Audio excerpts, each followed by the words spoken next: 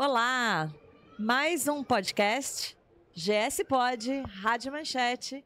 E hoje eu estou aqui com o meu parceiro profissional, Breno Cardoso. E a gente vai bater um papo hoje aqui sobre marketing, né? Isso aí. A gente formata muitas franquias juntos aqui.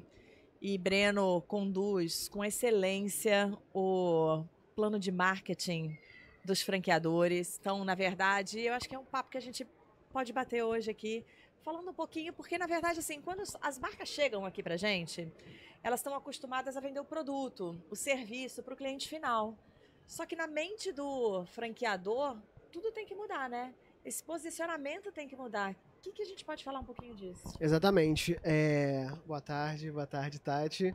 É um prazer estar aqui com você É muito na gostoso estar feira. aqui conversando com você. E quando a gente fala sobre feira, né, sobre feira de franquias, é muito importante porque muitas das marcas, quando elas procuram a gente, às vezes elas são especialistas no segmento delas, né? Então, vamos lá, sobre alimentação, algum outro tipo de segmento, beleza, estética. O empresário, ele é forte no ramo dele, justamente ele procura a gente, o GSP, né, para poder se tornar franquia.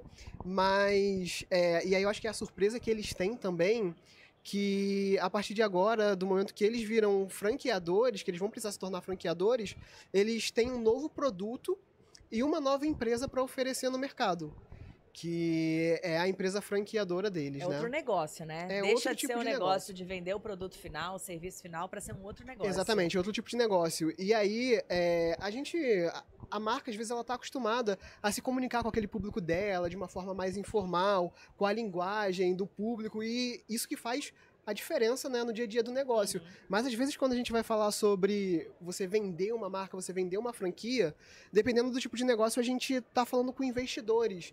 Não é aquela pessoa que ela vai se interessar, muitas das vezes, pelo produto final. Às vezes até vai, porque ela precisa ter um fit com aquilo, né? Mas ela precisa entender sobre números, sobre o suporte que ela vai receber ali da franqueadora. Porque só ter afinidade pode não trazer dinheiro no bolso, né? Você pode ter, eu posso amar óculos, né? Seus óculos aqui, chiquérrimos. Sim. Você pode amar óculos, mas de repente o negócio pode não ser bom também. Então você precisa saber se posicionar, né? Exatamente.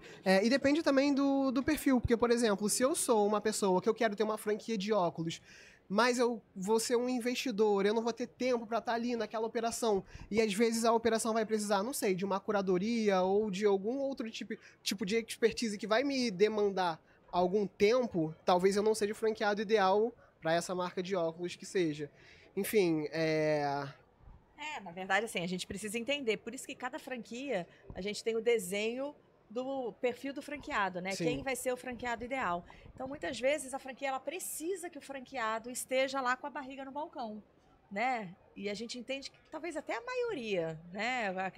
Aquele velho ditado, né? Que é o olho do dono que engorda o gado. Exatamente. Né? Mas tem muitas franquias que seguem e que dão muito certo também só como investidor. Então, mas independente dessa situação, quando a gente está falando de exposição da marca, né, você como franqueador, de exposição da marca para esse novo público, é diferente. Então a gente precisa, na nossa formatação, é um dos pontos que a gente tem quando a gente fala de marketing, que a gente ensina a condução desse franqueador para o novo cliente, que o novo cliente dele agora é um investidor, é um franqueado e não mais o público final, né? Então, Sim. a forma de falar é diferente, né? O meio de comunicação pode ser diferente. Sim. Muitas das vezes, por exemplo, a gente tem a nossa cliente aí, a Aline, do Segredos de Judite. Ela acabou de vir de uma feira de cosméticos lá em São Paulo. E aí, essa feira é totalmente voltada para o público final dela, para o consumidor final dela. E aí, quando a gente fala da feira da BF, que a gente está aqui, o posicionamento, talvez, que ela traria, que ela precisa vir com o olhar aqui, é o olhar de franqueadora, é o olhar da franquia, é o olhar do produto unidade franqueadora que ela tem, né? Até mesmo o tipo de comunicação com o cliente final, voltando para a nossa cliente Aline, o público final dela, ela vai falar do esmalte, ela vai falar do creme, da maquiagem, enfim. E numa feira de franquias, o assunto é totalmente outro. De repente, a pessoa, o público dela, não quer saber se o esmalte é X ou é Y. Quer saber quanto que vai cobrar de royalties, quanto que vai ser o faturamento, como chegar naquele faturamento, onde ele pode se localizar. É totalmente diferente, isso é importante. Sim, é muito importante. É um conjunto, é um ecossistema muito complexo, né? Não, complexo não quer dizer difícil, mas sim que ele precisa de atenção em todos os pontos. Como, por exemplo, muitas marcas, e aí a gente fala por experiência própria, elas não trabalham missão, visão e valores, elas às vezes têm isso dentro delas, e é o que faz a marca ser diferente no mercado, é o que faz a marca se destacar no mercado, mas muitas das vezes a marca ela não tem uma missão, visão e valores definido. E isso é muito importante quando você vai oferecer a sua marca como franquia, porque eu preciso me identificar com a missão, com a visão e com os valores da marca.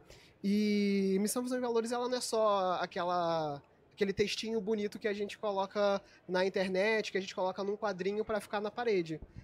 Eles são direcionadores estratégicos, eles são muito importantes. Então, se eu vejo que a visão de uma marca, por exemplo, ela conquistar o território, conquistar a notoriedade, o território do Rio de Janeiro, por exemplo, eu vou querer fazer parte daquilo, eu vou querer me encaixar, eu vou querer trabalhar para poder seguir nessa missão junto com a marca também.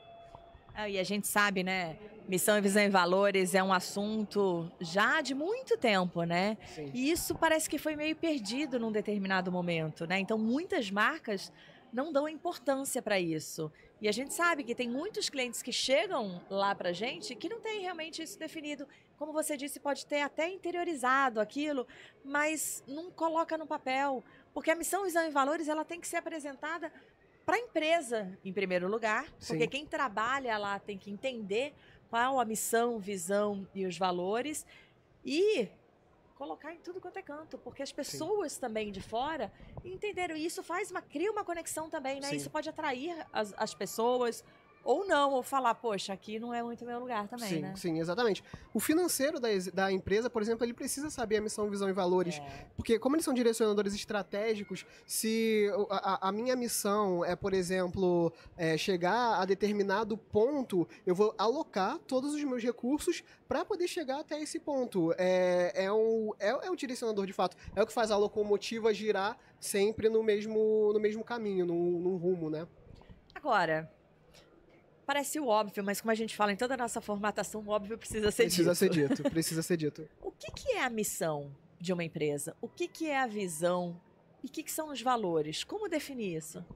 A missão, ela é onde você quer chegar, né? A visão é um passo mais à frente e os valores é aquilo que está intrínseco dentro da gente. A gente pode até usar como adjetivos. A visão, ela precisa ser alcançável. Então, quando a gente fala de uma visão, eu coloco aí que, no mínimo, você precisa ter uma visão que ela seja alcançável nos próximos 5 anos.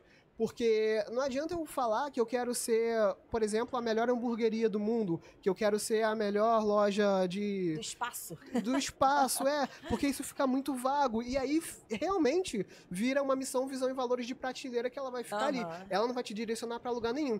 Então, quando, por exemplo, eu tenho, minha visão é nos próximos 5 anos ser referência no Rio de Janeiro.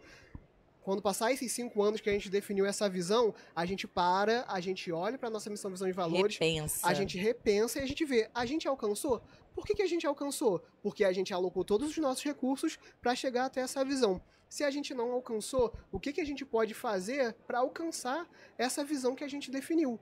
Que é algo muito importante. Não pode ser estático, né? Não pode. Diferente dos valores, né? Os valores eles são intrínsecos. Então, muitas das vezes, aquilo já vem no dia a dia, por mais que a gente coloque lá, por mais que a gente estampe, valores são algo que a gente não consegue muito mudar, né? Você tem os seus valores pessoais, eu tenho os meus valores pessoais, e aí uma empresa ela tem lá os valores que ela definiu como o que vai determinar a forma que ela vai conduzir tanto a missão quanto a visão e como o dia a dia do negócio também. E você sabe que muitas vezes já aconteceu muito em projetos nossos que as pessoas chegam e com uma missão, visão e valores já pensado, tudo direitinho, mas quando agora está se transformando em franquia, a gente sempre fala, eu acho que está na hora de rever essa sua visão, porque na verdade a visão podia ser do negócio dela, da loja dela, e aí agora transformando em franqueador, essa visão muda também, né? Sim, exatamente. Porque quando você se torna uma franquia, é o que a gente falou mais cedo.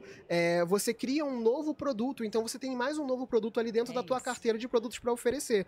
Então, antes eu minha visão poderia ser oferecer o melhor hambúrguer para a maioria das pessoas no Rio de Janeiro. Agora não. Agora, se eu for um franqueado, se eu franquear a minha empresa, a minha visão pode se tornar referência em franquias de hamburgueria no estado do Rio de Janeiro. Então, é importante repensar. Você fala muito isso na nossa formatação, no dia a dia, que todos os materiais, eles são materiais muito vivos, tanto de gestão, tanto de operação. Os materiais de marketing, eles precisam ser também, até porque o mercado é um mercado que se movimenta muito rápido, né? Uma coisa que é uma tendência, uma coisa que é prioridade hoje, ela pode não ser amanhã.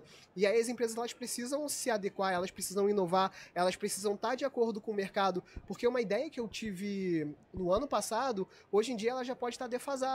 A gente não sabe, ainda mais quando a gente fala sobre redes sociais, sobre tecnologia, sobre novos modelos de prospecção, novos modelos de negócio. É importante a gente estar atualizado com isso para a gente poder seguir, para a gente poder também ter um resultado que a gente espera. Porque se a gente deixa tudo isso muito no imaginário, no sonho e só no querer, sem a gente se atentar também às tendências do mercado, a dados, enfim, a isso tudo, a gente pode acabar se perdendo no meio do caminho. O mercado é dinâmico, num piscar de olhos tudo muda. E sabe que isso é um dos grandes pontos do GSP? Anualmente, a gente faz um evento de atualização de todos os nossos documentos. Então, os nossos clientes aproveitem isso, porque todo ano, com essa dinâmica que é o mercado, a gente faz atualização. Então, é claro, gratuitamente, a gente oferece para nossos clientes todos os nossos materiais revisados com as novas notícias e novidades do mercado, para que a gente continue sempre atualizada, né? E é importante, como a gente falou desse dinamismo também, com a troca que a gente tem todo dia, né, no dia a dia com os clientes, a gente tem materiais que a gente cria, que a gente entende que eles são importantes, mas de acordo com a utilização mesmo do feedback que a gente recebe dos nossos clientes, a gente sente essa necessidade de ter um manual, por exemplo, mais direcionado, né, Tati? E isso vai ser sempre. Então, com o feedback do cliente, a gente entende, falando, poxa, isso aqui, de repente pra gente, que parece muito óbvio, né? Que sempre precisa ser dito. Mas quando tá lá na mão do cliente, fala, poxa, não tá tão óbvio assim. Vamos repensar. A gente refaz. E, na verdade, um manual que pode estar maravilhoso para um cliente, para o outro, não. Então, a gente tem que estar sempre falando no tom da marca, a gente tem que estar sempre entendendo. Por isso que a nossa formatação não é simplesmente produzir papéis. A gente escuta muito, a gente vai se envolvendo muito e vai realmente personificando a marca em todos os manuais. Exatamente. Isso é muito importante.